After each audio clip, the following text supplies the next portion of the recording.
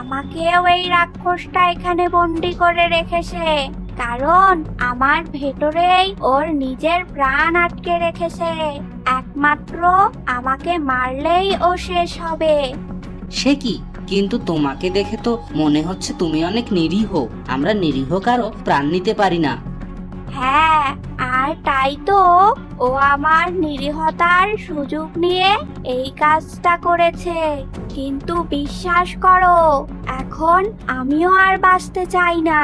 আমি চাই কেউ আমাকে মেরে ফেলুক, তবুও ওই রাক্ষসটা শেষ হোক।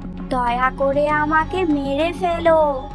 না পাখি, আমি তোমাকে মারবো না। আমি তোমাকেও আমাদের সাথে নিয়ে যাব। যে পাখি আমাদের জীবন বাঁচাতে নিজের জীবনকে তুচ্ছ করতে পারে, এমন কোনো নিরীহ পাখিকে আমি মারতে পারি না। চলো তুমি আমাদের সাথে।